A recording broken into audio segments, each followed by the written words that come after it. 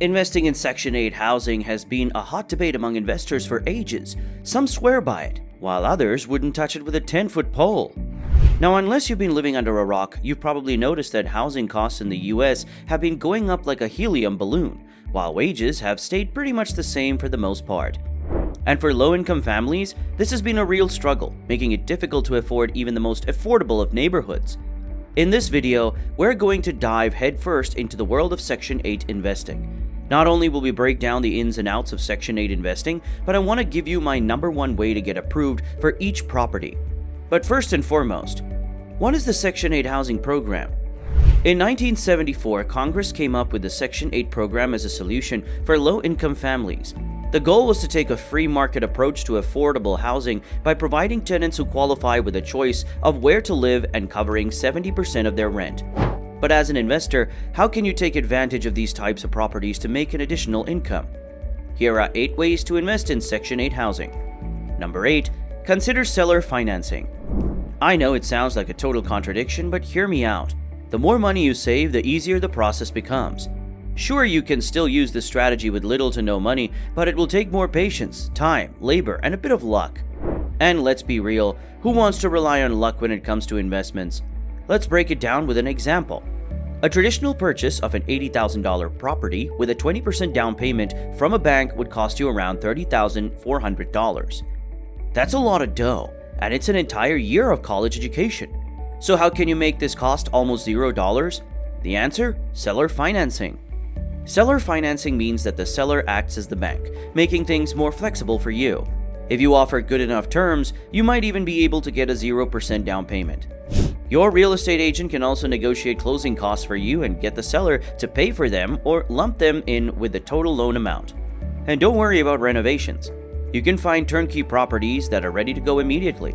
This gets rid of both the down payment and rehab costs. And with that, I want you to hold on tight because we're about to uncover the remaining steps for a successful Section 8 investment property. Watch the video until the very end because you will surely not want to miss it. But before we proceed, make sure you've smashed that like button and subscribe to our channel to stay up to date on all the latest investing tips and tricks. And now let's have number 7, find Section 8 properties. There are a few options for finding Section 8 properties. First off, there's the MLS or multiple listing service. But if you're looking for a wider range of options, consider checking out sites like Zillow, Realtor.com, and Redfin. Just be sure to filter your search results by typing in Section 8 to make your life easier. If you want to get super specific, you can even head over to a Section 8 specific site like GoSection.com. These sites are great for finding exactly what you're looking for without having to sift through a bunch of irrelevant things. Another useful resource for finding Section 8 properties is realtors who specialize in this niche. They've got the inside scoop on what's available and can help guide you in the right direction. Plus, having a realtor in your corner can make the whole process a lot less stressful. Like, really, a lot less. Number 6, pick the right property.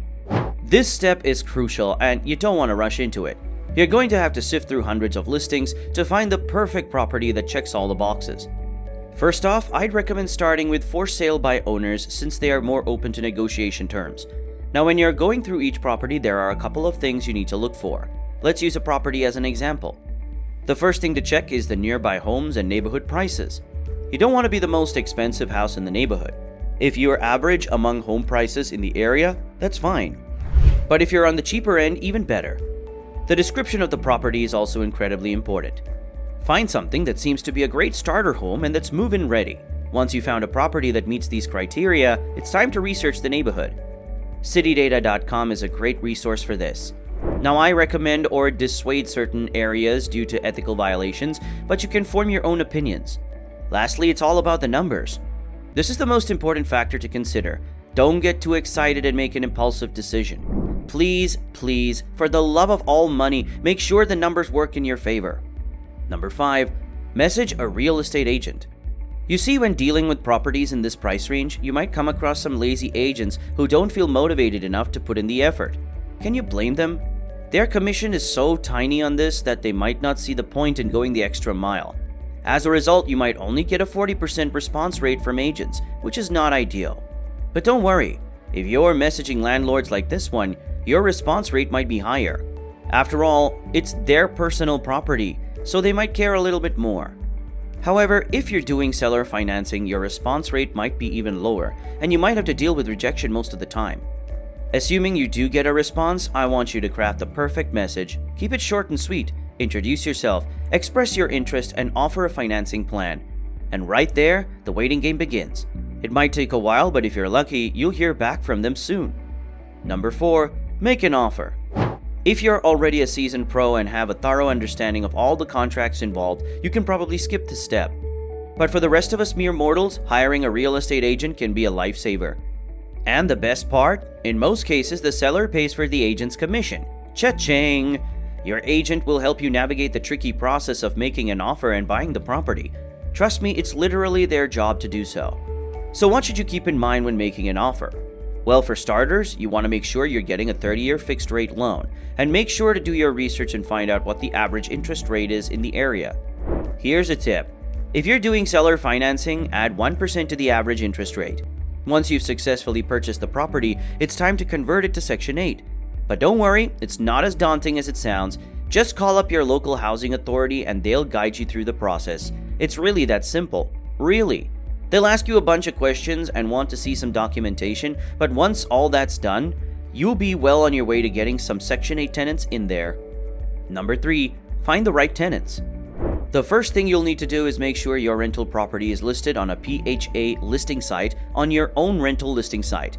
You want to make it easy for Section 8 voucher holders to find your property. Trust me, they're looking for a place to call home just like you're looking for tenants. Once a Section 8 voucher holder finds your property, they'll show you the voucher, and then you can move forward with the next steps. Easy, right? Number 2, set a schedule for inspection. I know what you're thinking. Ugh, inspections? No thanks. But unfortunately, they're a necessary evil. These inspections are conducted by the local public housing agency to ensure that your rental property meets all of the requirements of the HUD before a lease is signed. Basically, they want to make sure your property is up to snuff before they give you the green light. Each agency may have different requests or requirements, so do your research and find out what they're looking for. You don't want to be caught off guard by something you could have easily fixed beforehand. Number 1, manage the property.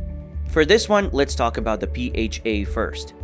They are not to be messed with, my friend. These guys have a whole list of rules and regulations that you need to follow if you want to keep your property in good standing.